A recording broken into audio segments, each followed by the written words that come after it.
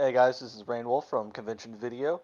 We're deciding to do a little something since there's been no conventions during this whole quarantine. I hope everyone is safe and well. Let's go ahead and introduce everybody. Hey guys, Kirido Silverheart here. Happy to be back on Convention Video talking Sword Art Online. And this is Asana Silverheart, and I'm very glad to be here with you guys today. And this is Lyria Highwind. Hello. First off, start of that episode of War of the Underworld Part 2. Holy crap. My girl. Waifu. Yes. Yes. I was gonna say, I know that's one of Lyria's and waifus there, so Sinon. Shion. Yeah, it was amazing. Like, oh, it's so good. I was gonna say, are we gonna get into the whole argument here of this is no longer War of the Underworld, this is now War of the Waifu between Rainwolf and Lyria here. Just to add to that, the whole scene of when Shido actually goes into the cart, sees Yes. Kirito, and then the other two girls. Oh, when they're like, they're all women, and there's that moment where they're crushed. And they realize they have this look on their face, like, how are we going to compete with alien sex goddesses? Like, they don't even bring up Clyde at all. Or no. Yeah. Or no, the other girls were just like, Agil. yeah, they're all women, all of us. Yeah, and Klein and Agil, they don't matter. And then they're like, and there's more of us. There are more women. It's gonna be interesting when they bring up the daughter into the conversation. Oh my goodness. Oh man. Goodness. Explain that. Oh, they lost. Yep. I do feel bad. Like, Asuna did not give Sinon, like, I don't know if maybe they had like it was supposed to be off camera moment, I guess you could say. Did not give her any warning that he's suddenly a vegetable. Like, she had no freaking clue. I thought she was, in my opinion, outside the cat before they walked in, I thought Asuna would have actually given her some type of warning. Well, I would hope she would. Like, as my namesake, I would hope that she would at least say something like, "Oh, by the way, he's not like he was. There's some problems." You also got to think her and Leifer are one of the two that actually are that went in and talked with them. No, actually, let me correct that for just a second. They're not actually at the RAF facility. They're at one of the RAF sister facilities. But no, if I kind of inferred, and this might be just me reading too much into the series so far, that when Yui was going to Sinon and Lifa and Klein and Agil and everybody, she filled them in on everything that's happening with Kirito, Asuna, and the whole situation. Mm-hmm. I could see that, yeah. Yeah, because I was like, that would be really crappy of her just to walk in and... I mean, regardless, it's going to be an emotional and stunning situation to walk into. You know, you walk in expecting to see, one of your best friends, somebody that you secretly love and admire, and they're sitting there just vegetative. Yeah, I don't know if anyone else thinks this, but there's got to be the way, because Asuna saw what Shinon did in the cabin, in that little cart, to Kirito. There's no lie on that. Mm-hmm. There's no hiding that. There's got to be something between those three. There's got to be something between those three. Because there's no way she's just going to stand there and take that. No, I don't think it's necessarily that. It's that she understands that there's other people who love and care about him. That she's not the only one. And they also love and care about her, and they love and care. It's a very close bond. Most of these people, you've lived through the most death-defying, tragic, horrible things that can happen to a group of people. Yep. Yeah, you were a survivor of a death game. You were a survivor of the incidents from Gun Gale. Yeah, you were stalked and, almost threatened. Got killed. Yeah, you've lived through quite a bit, together. So I think there's that bond that, it's not like she's having sex with him or anything. It's just, she's very affectionate toward him. It's gonna be interesting because of the comment that she brings up before they leave the little cart. He'll come back when we need him the most. Yeah. That moment. Yeah, and if you pay attention to the opening animation title sequences always give so much away. They do.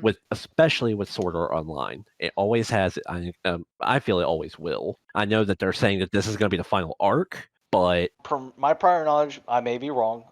Supposedly, because there is more to the Sword Art series, I think War of the Underworld is actually supposed to be the last thing that's being animated, unless that information has changed, or I'm wrong, one of the two. But because there has been a lot of that going around over the past year or so. Yeah. And it's been so good. It's excellent. It's up there. Brought it back from its original first season. Then they brought the whole hype battle scenes and everything from the first season, and then when they did the one film, Ordinal Scale. that brought back the hype fight scenes, everything of that sort. It gave everybody their flair, and then now they're bringing it back in this one. Gun Gale was probably actually my least favorite season. I know people are gonna like say something about that, but that was probably it. It wasn't that I disliked it. It just had a different feel. Yeah, because it's a whole different universe. Yeah, it was something completely different. Then I think they tried to go back to what they were doing before, and then they go into this where he's doing the full body dive and everything, and it just, I don't know, it took it back somewhere, like it did, like you said, kind of like back to the first season where it was still, there was so much, it was exciting, you were learning things, there was so much going on. More of what the series was originally, action-packed series, not so much Yeah. storytelling. I find it interesting. I like it in this one where they each have a special ability, which they bring that up when Sinan can fly. Yeah. And it's just fascinating to watch it and see it. Like, it doesn't make them necessarily OP. I mean, they're badass anyway, but it doesn't necessarily make them OP. It just adds a little flavor to each of them. Well, and the best part is even when Asuna shows up in the first episode of Underworld, they call it out. They say, you have this amazing divine power, but you can only use it a couple times. You know, if you overuse it, you're going to drain yourself and you're going to get kicked out. Well, it wouldn't really be kicked out, more like actually kill herself, because because in the Underworld virtual world, they're pretty much using their soul. I feel very strongly that they're going to take somebody out this season. I don't know who it's going to be. Someone's going. And it's going to be horrible and sad and traumatic. So let's step on over to Leafa's scene. Okay, so we were talking about a minute ago how the series has re-upped the hype, they re-upped the action. I don't understand how even in Japan, in an anime, you can feel okay and get by so easily with showing such a graphic interaction and attack as you do as your premiere return episode for a season.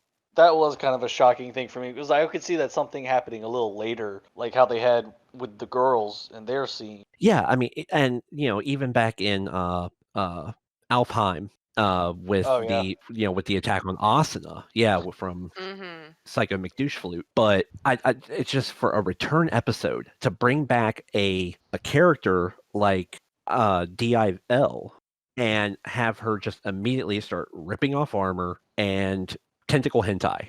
She's a crazy bitch. Yeah, it's pretty much like, I've okay, seen this. I understand she's a crazy bitch, but at the same time, you don't have to go quite that graphic. Okay, they okay, I understand that scene without. Yeah, and I understand. Okay, rip off the breastplate, stick the tentacle down between the boobs and get to the heart. That's one thing. But then she's like, "Oh, we're not even done yet," and it's like, "Voop!" right at the hoo-ha. She becomes drunk on the power. Yeah, the energy, because you gotta remember, she was almost dead. But with Leafa's ability, pretty much a regeneration by the looks of it. I think what they were trying to do, and I'm on the same boat. They didn't necessarily need to go that far. Like it's kind of blasé at this point, taboo almost. It's like, I've seen this hentai before. Right.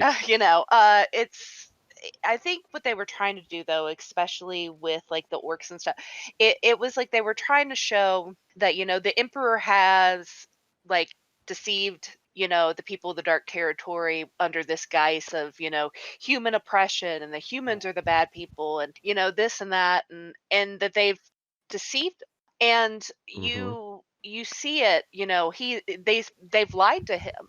The emperor lied to him. The emperor's followers have lied to him. And I think that it was trying to show that. I don't necessarily think it had to go as far as it did. And by the looks of it, the Orcs race really didn't want to fight out of all the races from the Dark No. Territory. They were the most hesitant. Yeah, I agree. And they were the first ones to sacrifice, though. They were the first ones to step up and be like, "Oh, this will better our people." And like those people walked into slaughter.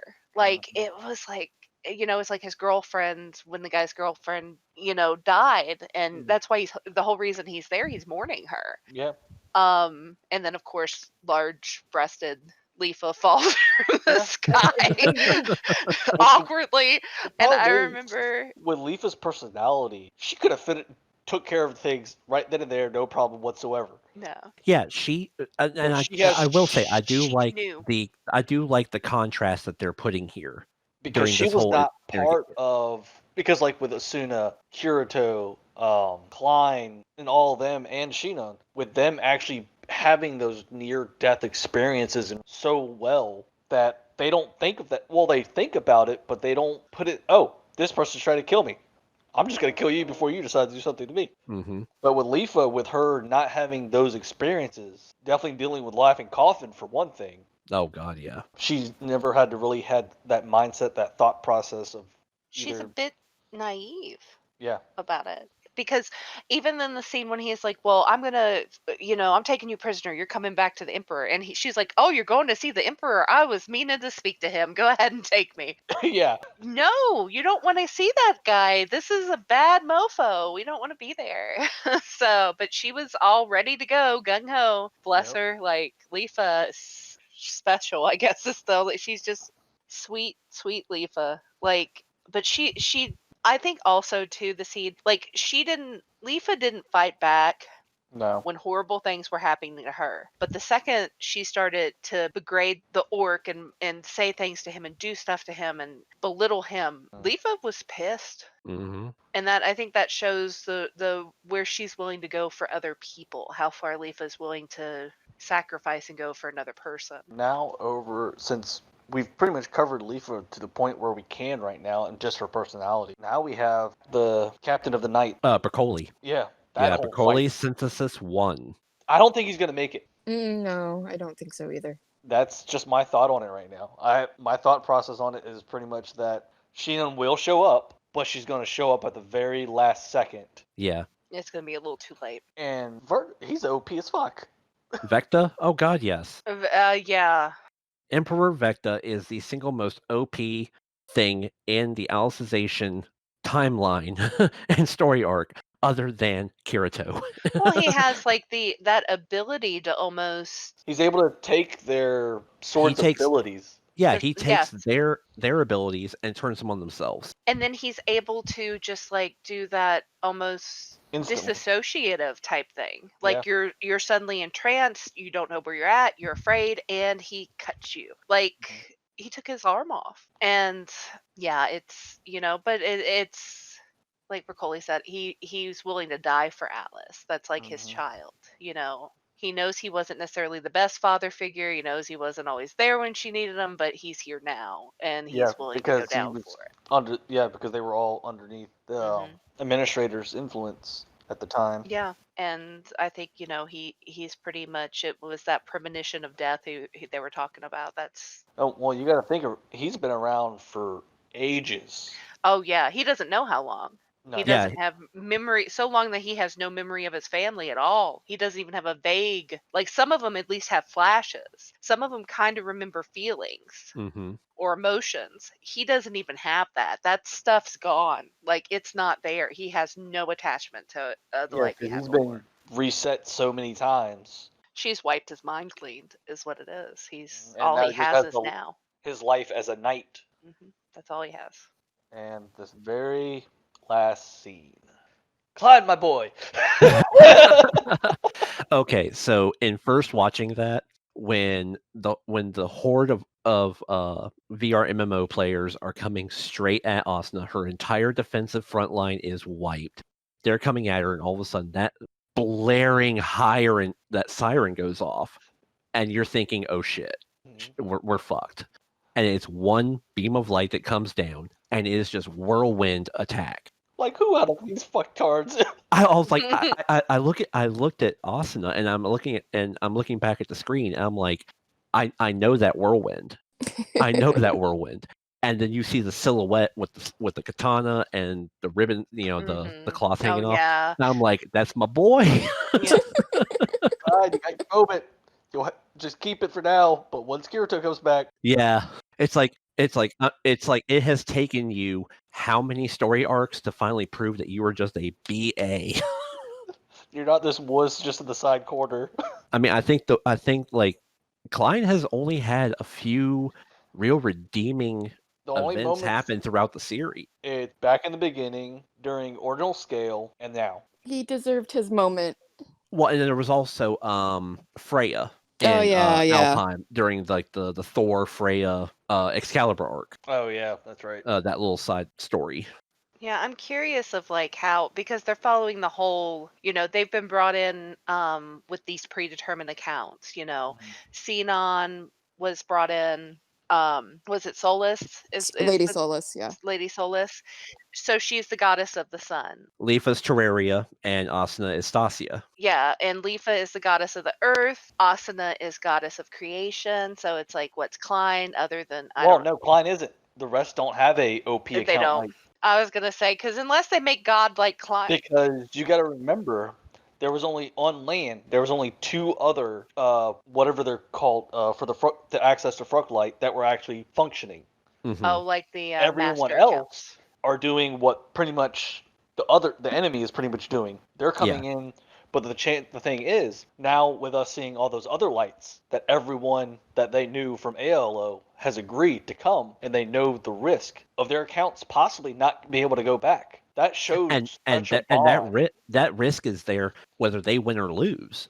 Yeah. Because no matter how the actual fight comes out, there's a possibility that everything could be lost. Yeah, because if they die in this, their avatar dies in this world, there goes their whole character, their time they've spent. And the thing is, the most OP ones are Klein, Asuna, and all them, because all their stuff is actually anyone that was actually part of ASO. ALO. ALO, but the original Alfheim. A lot of their stats were transferred over because of the egg. It does make sense. Because I was thinking, I was like, what's Klein going to be? Like, God of the Friend Zone? Like, what is Klein going to be? I was like, I don't know, guys. But I mean, I'm waiting to see how everybody else of the gang does, because remember that Kirito's group of friends, if they decided to team up with Kirito and what he does on the side for the government, there'd be no one to defeat them. Exactly. They'd be arrested on the heartbeat. They'd be found. Look what they pulled off in GGO in the first episode, where they just come barging in. And there's still some unknown factors. There's still a person that we don't even know who they are. The girl that was in the very back of the meeting hall at the end of, or before War of the Underworld officially kicked off, when they were doing the whole, hey, we know the risk. Yeah, the recruitment meeting.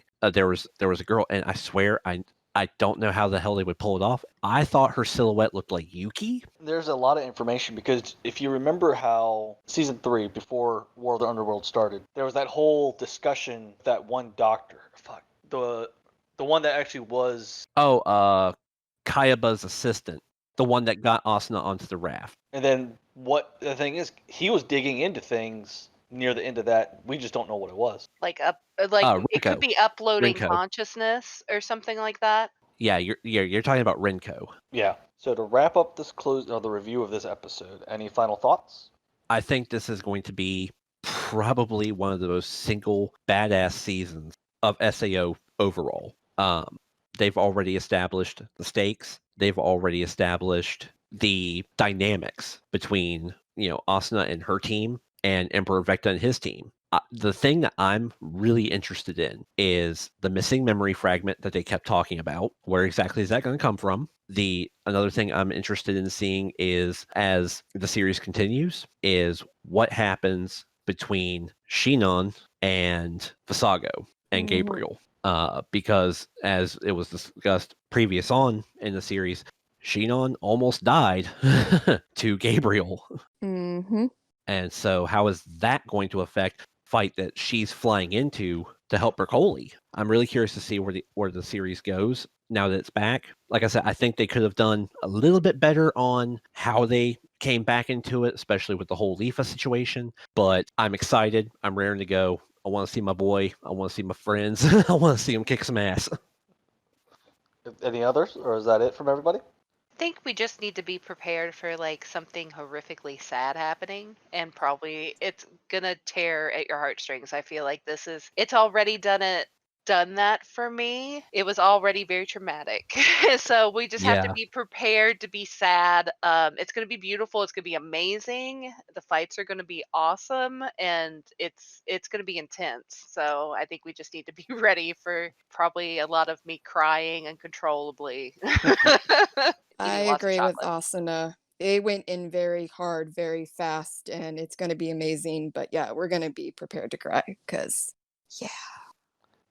This is Rainwolf. This is Kirito. This is Asuna. And this is Lyria. Leave a like, comment, and subscribe. And remember, hit that bell button for any up-to-date information. We'll see you next time. Bye. Bye, everybody. Bye.